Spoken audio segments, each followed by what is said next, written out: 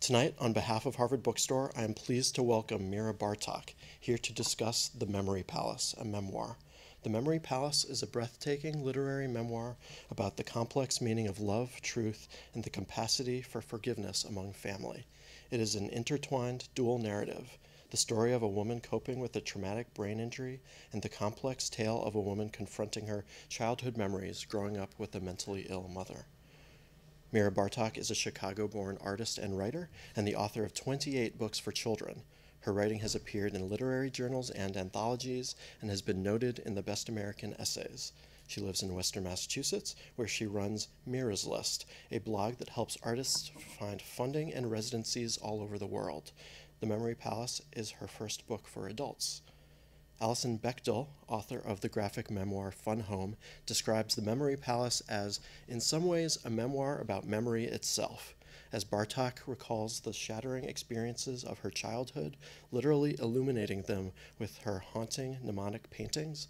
Something that was never intact is made resonantly whole again. We are very pleased to bring her to Harvard Bookstore tonight. Please join me in welcoming Mira Bartok.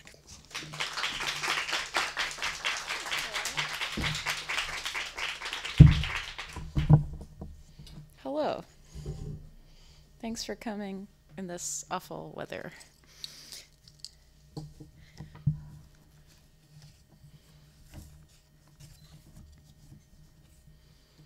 I think, can you all hear me okay? I think I'll start by just reading the prologue to the book. It's very short, and then I'm going to read, my chapters are really long, so I'm going to read perhaps the shortest chapter. So it should be about 25 minutes or something. The prologue is called Homeless. A homeless woman, let's call her my mother for now, or yours, sits on a window ledge in late afternoon in a working-class neighborhood in Cleveland, or it could be Baltimore or Detroit. She is 5 stories up, and below the ambulance is waiting, red lights flashing in the rain. The woman thinks they're the red eyes of a leopard from her dream last night. The voices below tell her not to jump, but the ones in her head are winning. In her story, there are leopards on every corner, men with wild teeth and cat bodies, tails as long as rivers. If she opens her arms into wings, she must cross a bridge of fire, battle for horses and riders. I am a swan, a spindle, a falcon, a bear. The men below call up to save her, cast their nets to lure her down, but she knows she cannot reach the garden without the distant journey. She opens her arms to enter the land of birds and fire. I will become wind, bone, blood, and memory. And the red eyes below are amazed to see just how perilously she balances on the ledge, like a leaf or a delicate lock of hair. So I'm going to read from a chapter. I'm going to read the whole chapter called The Eye of Goya. And this takes place when I was pretty small. I don't know, maybe 6 years old or something like that. And my mother used to take me to the Cleveland Museum of Art. And it's sort of one of the early times when I began to notice that she wasn't like other mothers.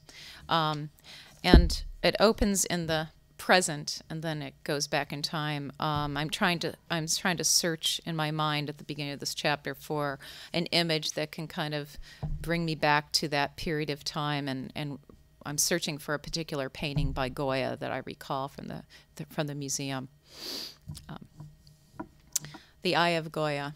Oh, by the way, my mother she was schizophrenic, but she was not without humor. And she had quite a dark sense of humor. So if you find yourself chortling in a couple of places, I understand you're not laughing at her, you're laughing with her. She did have a great sense of humor, and her letters to me were full of these sort of strange little funny things sometimes. So feel okay to laugh if you feel like laughing. I understand. The Eye of Goya. Once when she was homeless, my mother sent me a postcard from a Chagall exhibit with a letter written on the back of a Dunkin' Donuts bag. Dear daughter, I am trying to adjust to life with a white cane. Many years ago, there was a man in Cleveland who made a point of rap-tap-tapping by my way, but I am a little slow in the game of Simon Says. These days, I keep a journal. There is always the continuous anxiety of blanking out again, and I need to be reminded of myself constantly. One can't always rely on who is there, but on oneself. Within your sphere of interest, the painting you made for me in the 1980s, called Selective Forgetfulness, is missing, stolen, or confiscated. I have some complaints going on, as you can imagine. By the way, when you translate the message in the above dots, you will learn 9 letters of the Braille alphabet. Note to your artist, the colored pencils you sent are being used by yours truly. I thank you. P.S. When I have something nice to write about, I'll let you know. Love, Mother.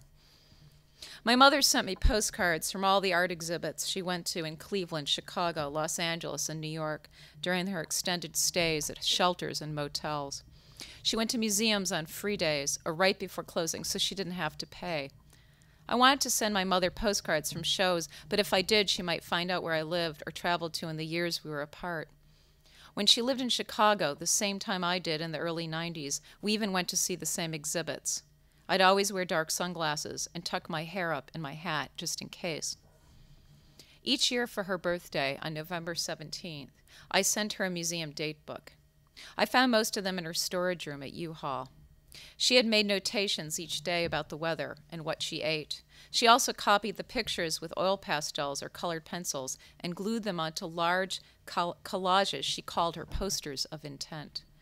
My mother told me about them in her letters, how she would put them up against windows in shelters and motels to block out radioactive gas and the projected thoughts of others. When my mother sent me one of her drawings or collages, she added commentary on the back. Sometimes she threw away the picture and just sent the commentary.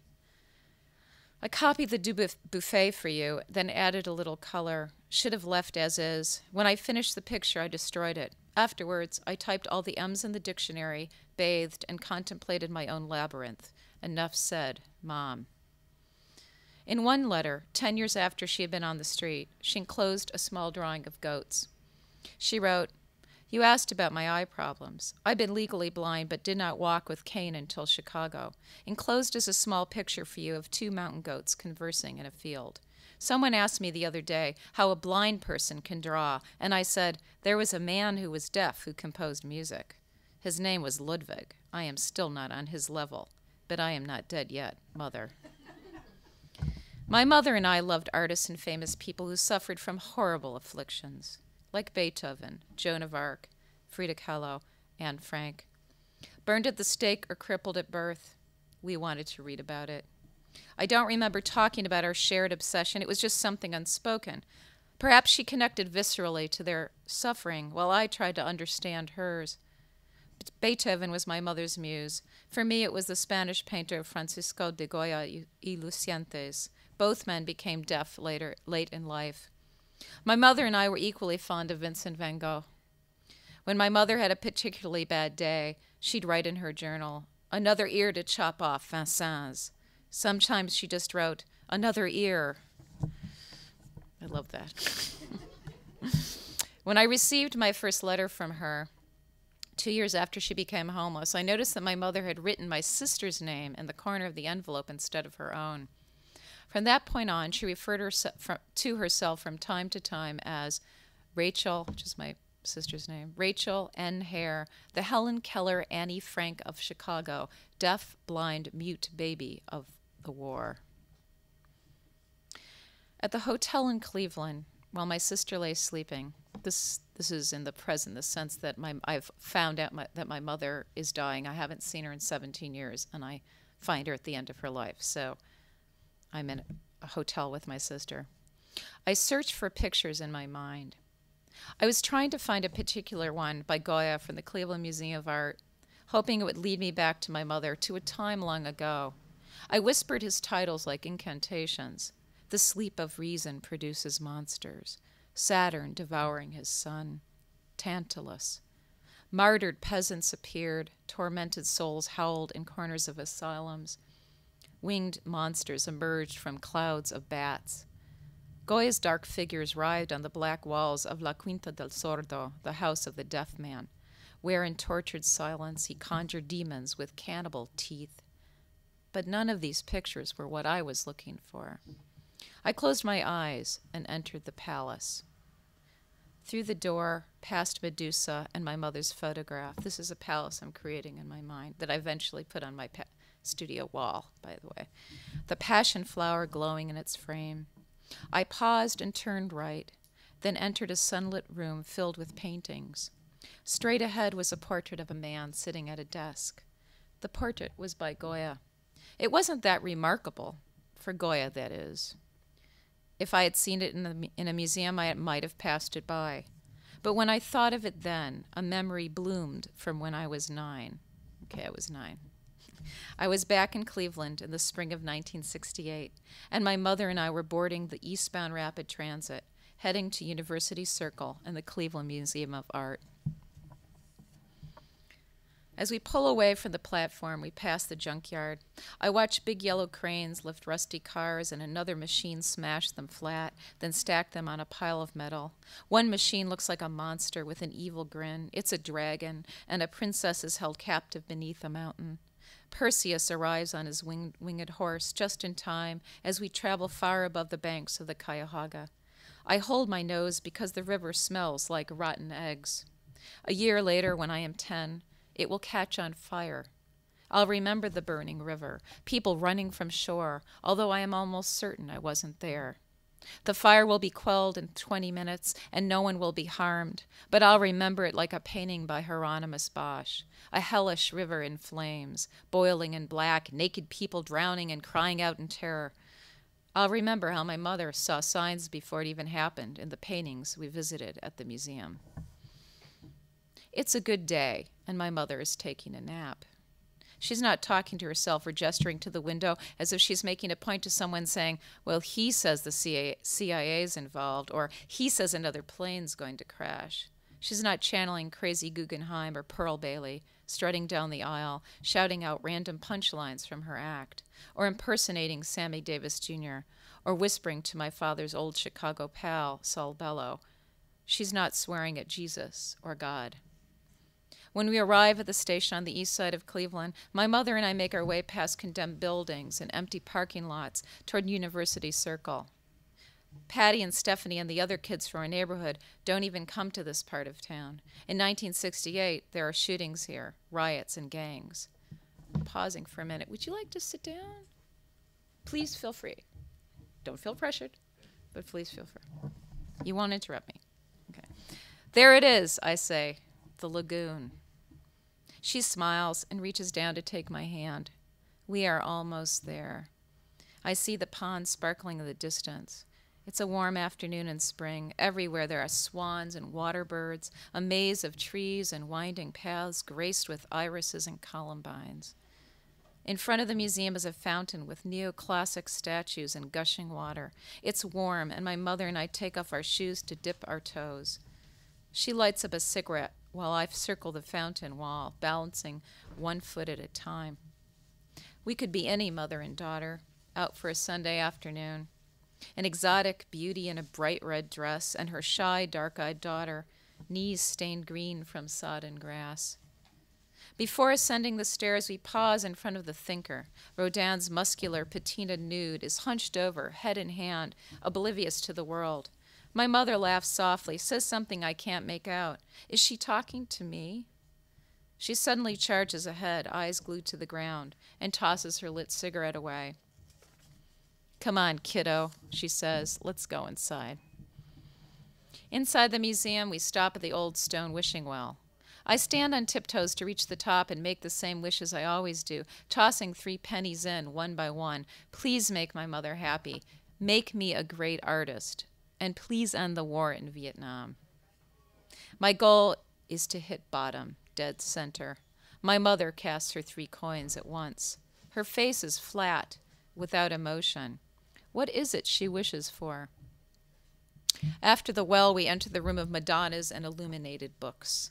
There are gilded paintings by Sienese and Florentine artists, stigmated saints, stern, unhappy angels, stiff Madonnas with their baby men Christs suckling from apple-round breasts.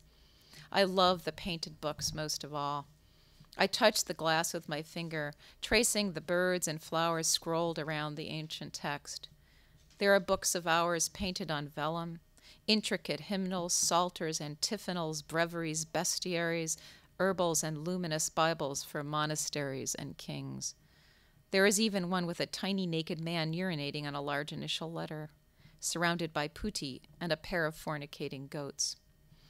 The labels say the manuscripts were painted in egg tempera and illuminated with gold leaf. Where could they have plucked leaves of gold? And paint from eggs. What kind of eggs? A swallow's? A hummingbird's? After the Middle Ages, my mother and I head straight for Picasso. We stand in front of his blue period painting of emaciated circus performers. My mother bends down, brushes the hair out of my face. "You're my little Picasso," she says. "Someday your paintings will hang on these walls." "Why is Picasso so sad?" I ask. "He wasn't sad. He painted sad people." When we come to the surrealists, we see a world upside down. A man with no hands and a bullseye for a face, a painting of pink pianos and monstrous things, a field of bizarre forms dissolving into a desolate sandy beach. "There is something to be said for realism," says my mother. "Do you remember your dreams?" "I draw them." "Let me see." I open my sketchbook that I take with me everywhere and show her pictures of my dreams. I tell her how I fly around the neighborhood, just like the floating figures and paintings by Marc Chagall.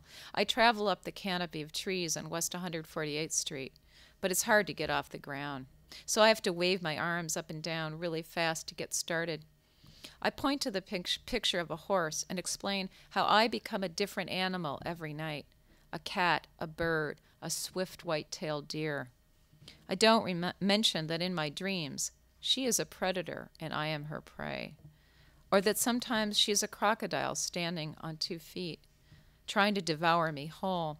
Instead, I tell her about my other dreams, the one where I'm a knight who saves her. "There's a house and it's filling up with water and you're drowning. And you save me? And then we're in the basement and there's an evil giant and he's swinging you around by your hair and you're screaming, but then you should have been a boy. Then you could be a knight or a prince. But in my dreams I have a sword. Joan of Arc had a sword." "Joan of Arc was a nut. I need a cigarette," she says. We all need water.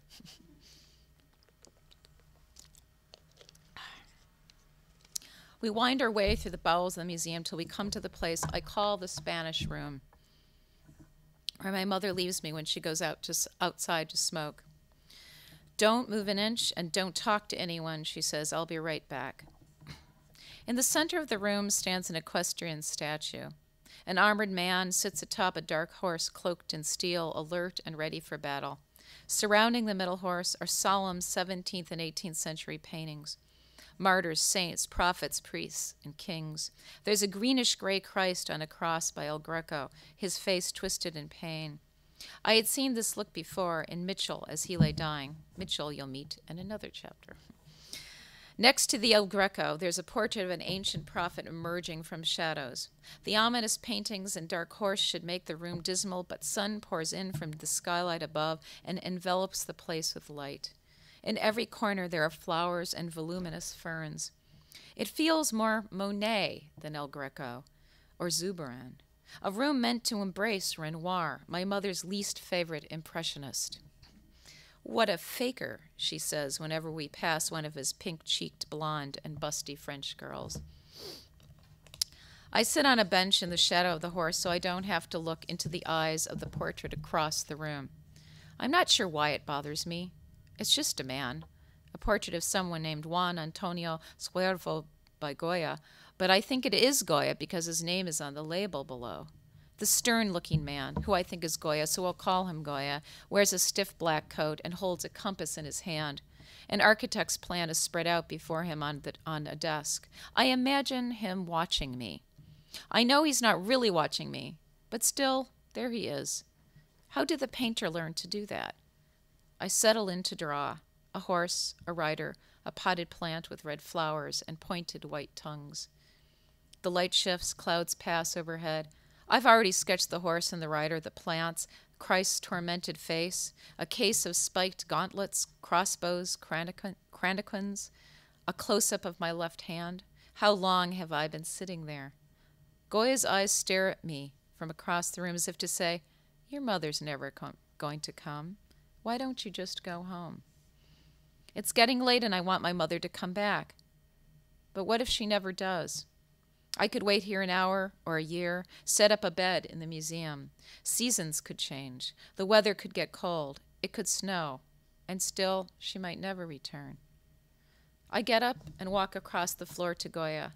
I have to look up and strain my neck to see the man in the picture. What else is there to do but keep on drawing? I practice what I learned from the art book my mother bought for me. First, break the figure down in simple shapes, an oval for the head, a triangle for the torso. I hold up my pencil and squint to judge the distance between his eyes and nose, his nose and mouth. An announcement comes over the loudspeaker. The museum will be closing soon. Somewhere outside, my mother paces. Where is she? In the rose garden? It's too early for roses. By the fountain? I want her to come back and take me home, and I want her to leave me there and let me finish my drawing, get the details in, the gold-brocaded cuffs and collar, those eyes that keep on staring. When she's late, there's the dreaded feeling of being found out, that my mother is sick and they will capture her. Like the policeman did that time she cut herself up her arms right after Mitchell, the sick man, died. Or the time she teetered on Grandma's balcony, shaking her fist at the sky. Men in white coats didn't come like they do in the movies. Just two policemen with their flashlights, flashing lights, their guns and clubs, talking to her like she was mentally retarded or a foreigner or a person who is deaf. I imagine her speaking softly to herself in the garden. Does she ever think of me when she wanders? Does she ever talk to me in her head? They will hurt her. I am always worried about that. The authorities, men in uniforms. I can see a crowd gathering in my mind. I am always afraid of the crowd that gathers. Of the person who says, "Is that your mother?"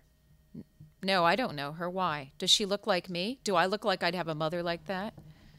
The museum is closing in 15 minutes. A voice booms from above. I hear the tap-tap of heels against hardwood, but they're a man's shoes.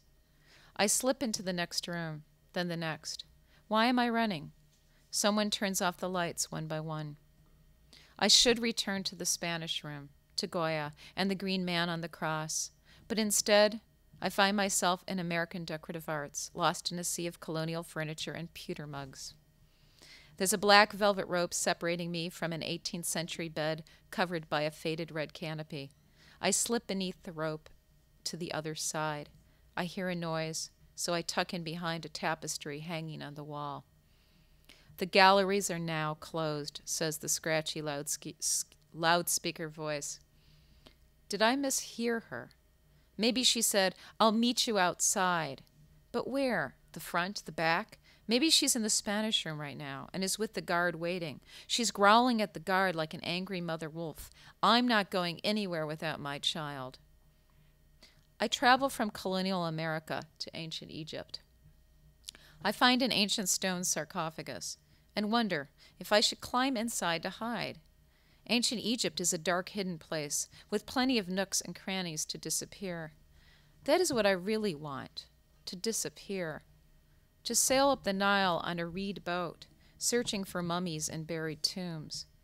I want to eat figs, run around naked looking for dung beetles.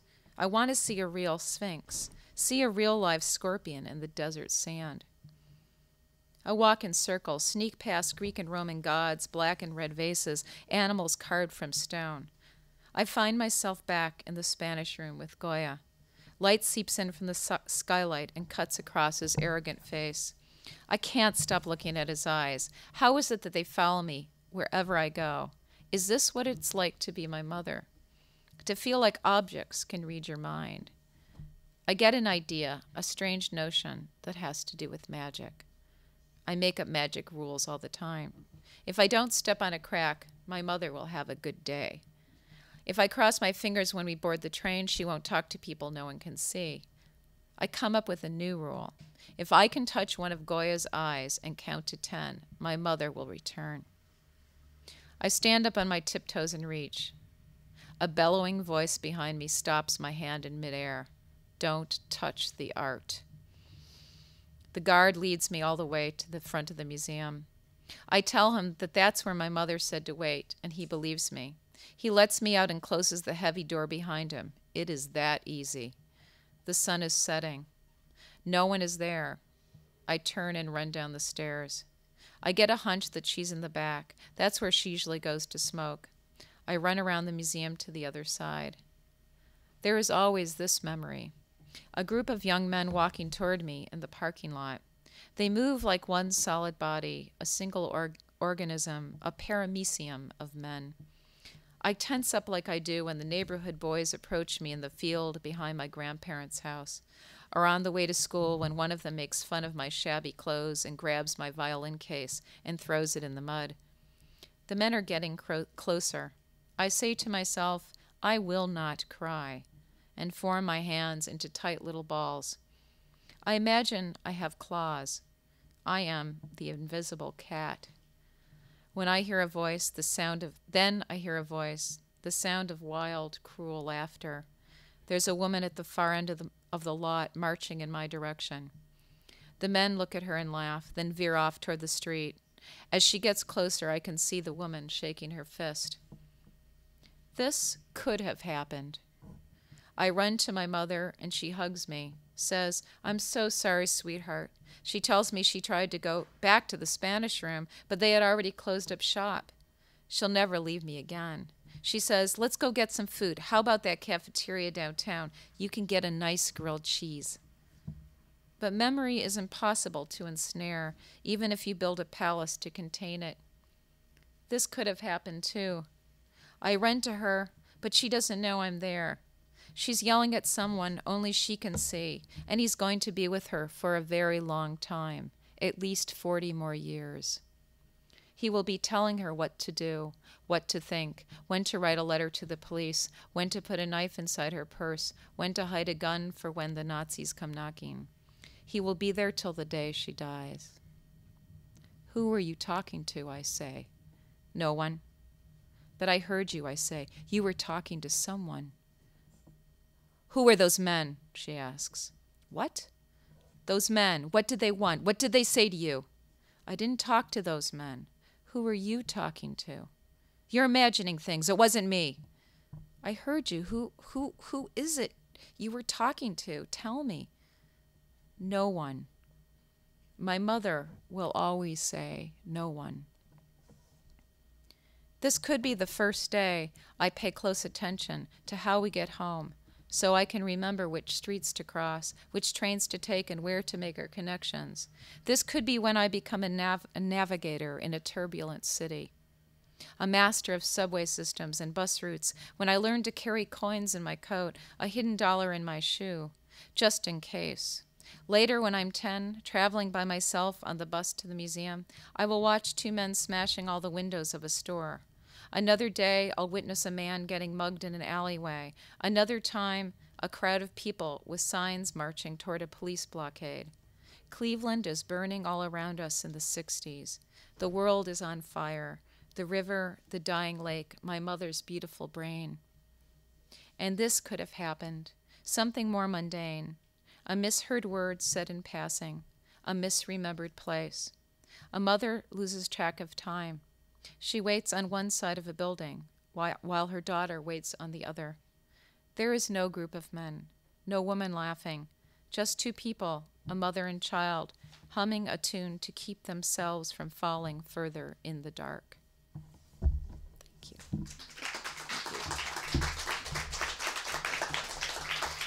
Part of my book is about the fallibility of memory, and when you have a brain injury, it becomes more complicated.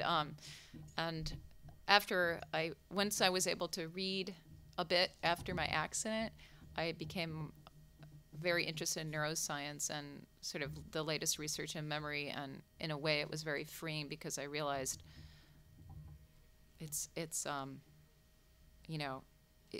especially when you have, especially before age 10, your memories are a bit. Sometimes you think, I don't know if any of you have had this experience, one of your siblings has a memory and thinks that that's my memory, that's my, and so it, I remembered things the best I could, but sometimes I remembered different endings to things, and so its memory's a lot more mercurial and complicated than we think it is. So anyway, that's the short answer and the long answer. I felt much more connected to my mother, I think, than my sister did in a way, because I was very musical, and my mother was a pianist. She was very talented, and would have, her first breakdown was at music conservatory. She would have gone on to, become a, classical pianist. So we connected musically, and we also connected through art. And my sister felt less connected to her, I think. They loved each other very much, and I knew my mother loved us, but my mother, when my sister reached puberty, my mother obsessed on her much more than she obsessed on me. She sort of made this switch from neglect to kind of intrusive behavior, which I talk about in the book, which is very common with some forms of schizophrenia, kind of flip-flopping between those two kinds of being very sort of flat emotionally and neglectful of self and others, and then being very obsessed and paranoid. So, but my sister got to be with our mother at the end too. So at the end of my mother's life, when I found these, in my mother's backpack, I found 17 keys, this bundle of keys in a dirty sock. And I found out that one of these keys did indeed open this storage unit with all this ephemera from our childhood, as well as all kinds of other strange things like Geiger counters to measure radiation, and 17 years of diaries, some of those diary sections are in my book. I tried every single key, and the last one clicked open that storage unit. I never found out where the other keys went to. However, there was one key I did find out, and that was to I mention it at the very end of the book. So I. Oh well, I don't answer I didn't know the answer to this when I finished the book, but I do now. So I'll tell you. So one of those keys turned out to be a safety deposit box, and in it were 2 diamond rings from my grandma, which weren't worth that much money, but they came at, and they were kind of gaudy and nothing that I would wear or my sister would wear, and it came at a time when I really needed money, and so it was just perfect time. I mean, I found these. I asked my sister if she wanted these rings, and she didn't want the rings, and so and we weren't attached to them, and my mother really wasn't attached to them. She wanted us to have them to do. I mean, she told me on her deathbed that she had diamond rings for us, and I totally did not believe her. I mean, and you mentioned that in the book. Yeah. But I still have those keys. I don't know where those keys, what those keys unlock. Although a couple of them were to other U-Haul storage units, but they might have been old ones. But recently, I got through Facebook. This happened this past week. I got a letter from the daughter of my mother's best friend from high school, who continued to take her in all those 17 years, and who let her store some things in her basement. And so one of those keys might have been to that. So we're going to meet in Cleveland when I do this reading in Cleveland next month. So I'm still convinced there are other locked things. But, at a certain point when you stop paying for something, they probably don't. Yeah, so I don't know. What happened was, the question is, how did I arrange to, at a certain point, I decided not to be in touch with my mother. How did we make that arrangement that we wrote to each other? There's a point in the book that's where it becomes very clear that it's not safe to be around my mother anymore. And my mother refuses to voluntarily agree to get supervised help and a guardianship, and we've taken it to court several times, and and then she sells the house, and she disappears, for about 2 years. We don't hear from her, and then at some point she showed up 2 years later at a friend of mine's husband's law office in Chicago, and she wants my address, and they won't give my address, so she gives them a post office box. She won't give them her address either. So most of those years she wouldn't give me her address either. So and so then I got a post office box that a friend took care of in another state, and we started writing. So we really wrote to each other more like 15 years, because there was a two-year period where I just didn't know where she was. I knew my mother knew how to work the system, in the sense that she was, I never, and through her journals, I realized, my sense that she didn't ask people for money and that kind of thing. I was right. She wrote in her journals a couple times that some nice man gave me $5 at the airport. I wondered why he did that. She didn't understand why people would give her money. And it didn't happen that often. She worked. She knew how to get her. She got disability. She got public aid. Of course, it's nothing, but she knew how to do that, which is one of the reasons why the court wouldn't give her a legal guardianship, because that was the basic thing. She could buy cigarettes and she could balance a checkbook. So, but she was pretty savvy. She'd always figure out where the shelters were. She often stayed at motels. But then sometimes for, weeks, she'd stay at the airport sleeping on a bench. I had no idea. It was pretty awful. I can't, is there something worse? Yeah, if your child is out there homeless. I don't know what's worse. So, no. What I did, though, is I took some of my mother's diaries and I wrote a monologue, kind of like a one-person show thing, in her voice, and then I elaborated, and I created a whole story around it as a theater piece. And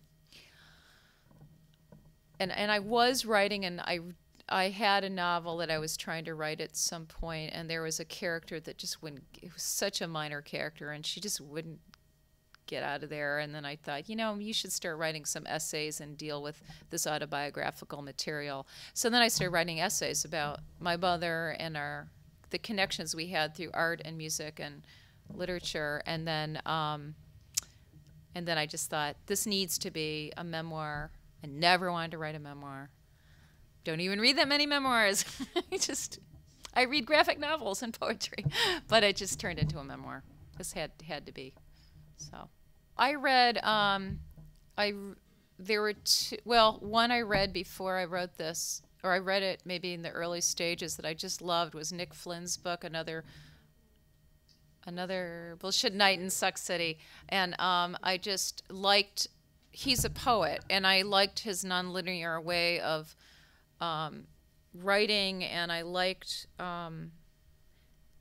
his restraint in writing about such a painful subject, and his humor sometimes. And my book is not without humor, so it's not like it's a comedy book, but it has some humor here and there. And so I would say that book probably had a big influence on me. And then he gave me a great quote. I love Nick Flynn. Was there a period of time where she was stabilized with medication? I would say that, given that perhaps medication, the medication wasn't so refined as it is now.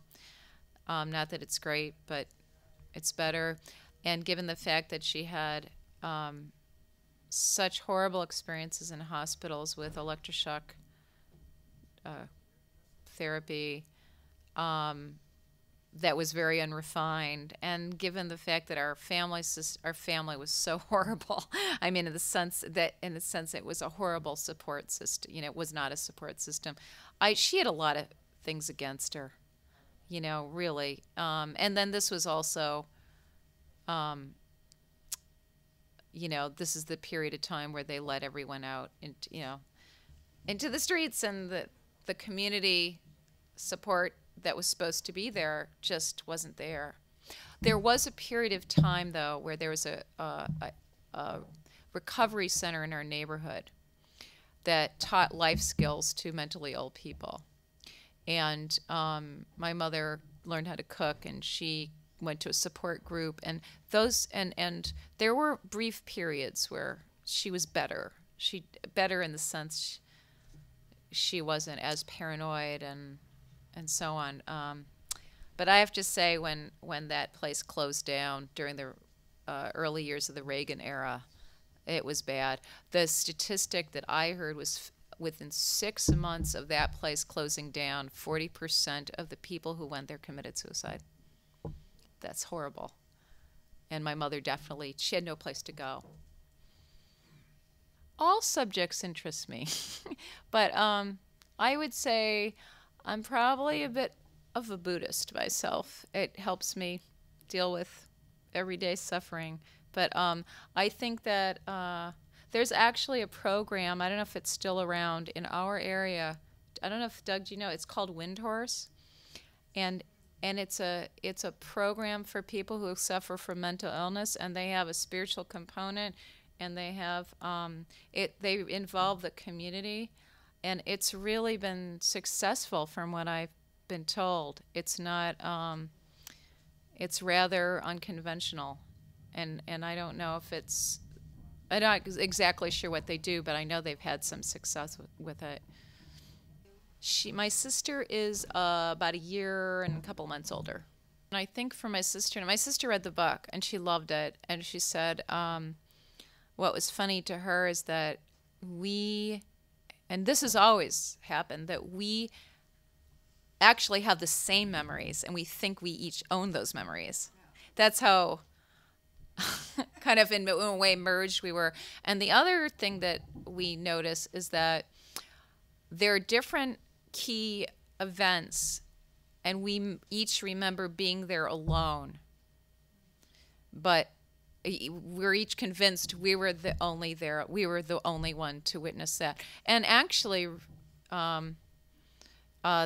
even something occurred as recent as when my mother was dying, and my sister, when she read this event in the book, she said, wow, I remember being in the room with you, and you write it as if you're alone. That's so interesting.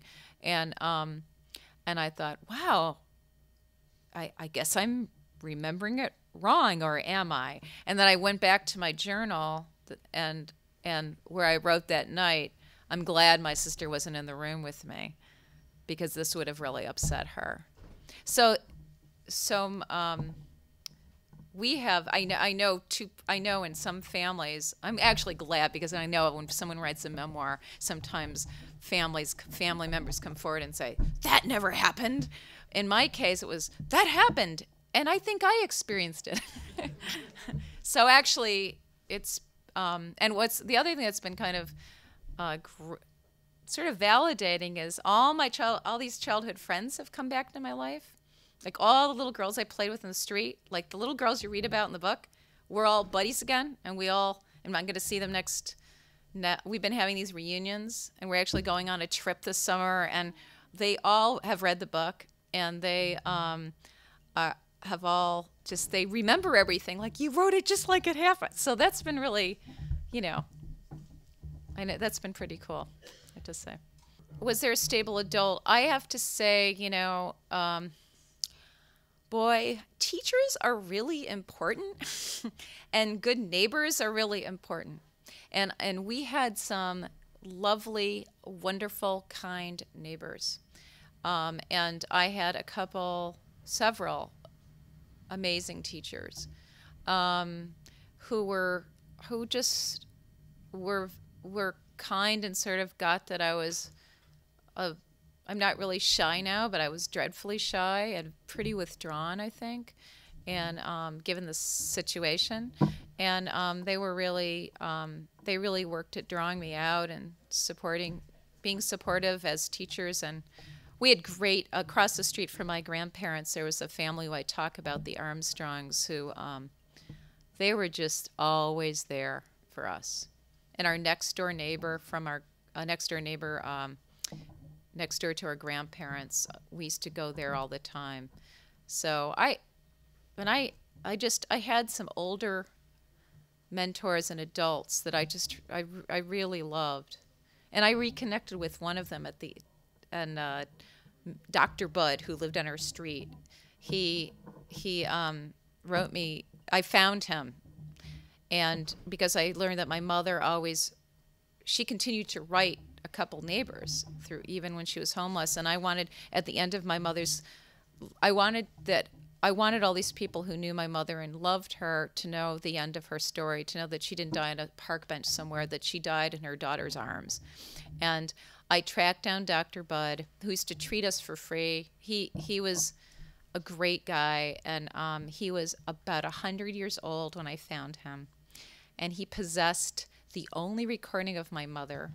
It was a Chopin recording that she'd done on a cassette, and I never got it because by the time I connected with him again, he probably passed away. But he was going to look for it for me. But he was about to turn 100, and I didn't expect much. But I think that so the question is really why do some memories emerge and some don't? Well, first of all, with TBI, traumatic brain injury, it's actually unusual for you to lose a lot of long-term memory. You might a little bit at first, but it's mostly your short-term memory.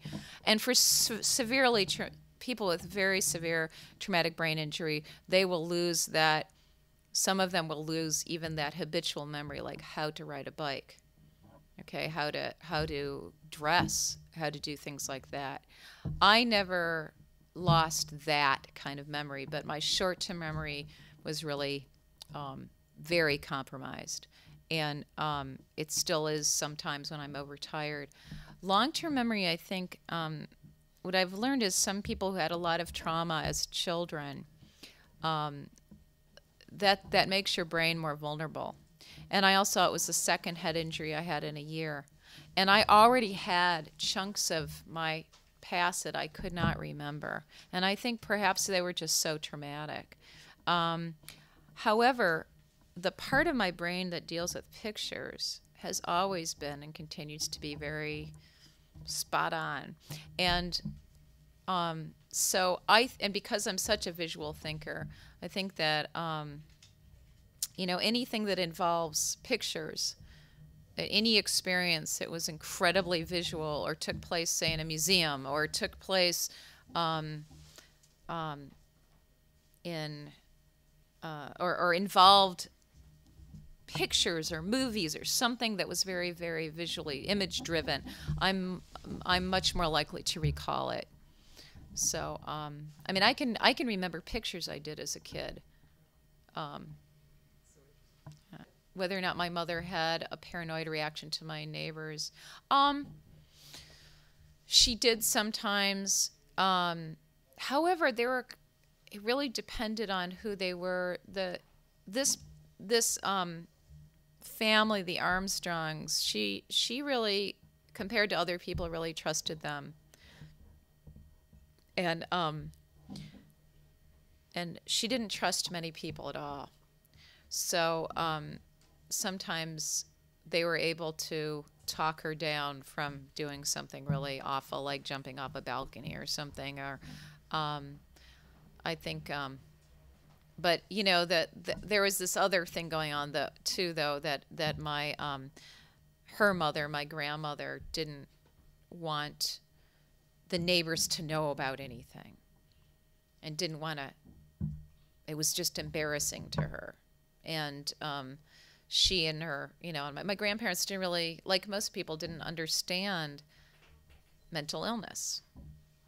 You know, people don't understand it.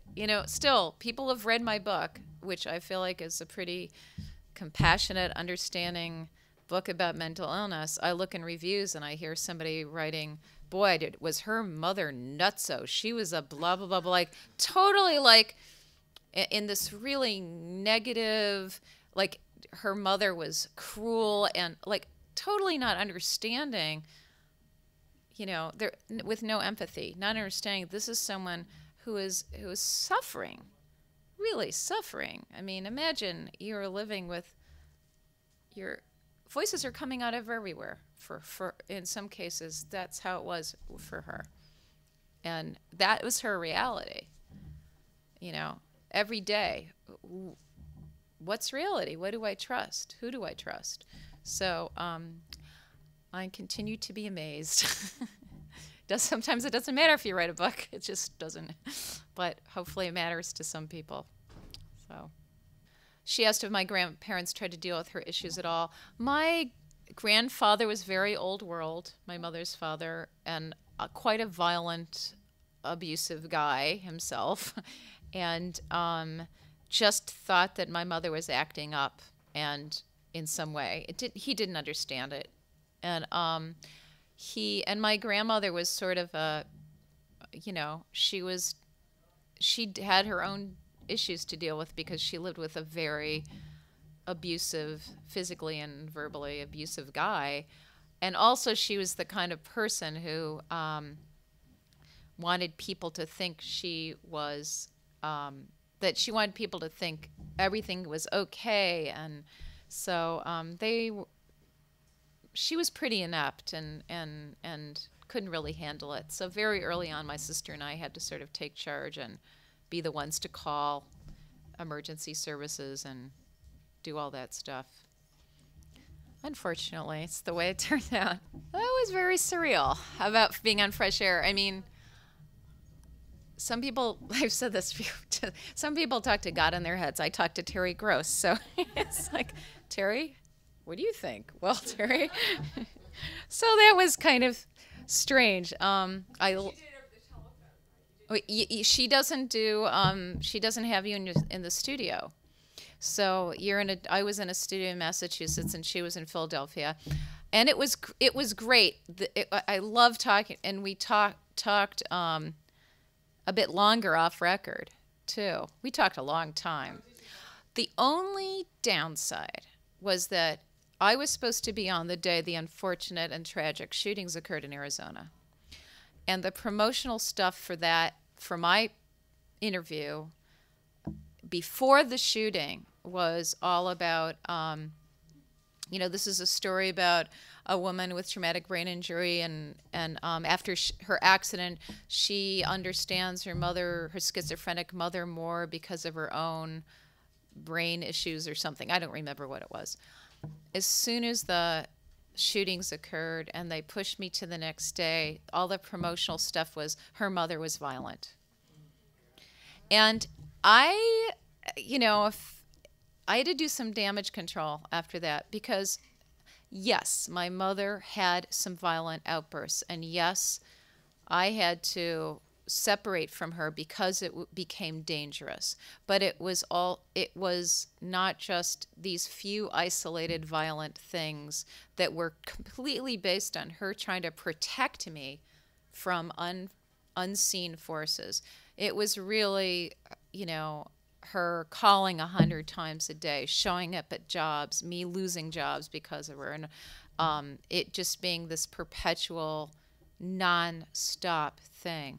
But my mother was also incredibly loving and very caring, and she adored me and would do anything for me.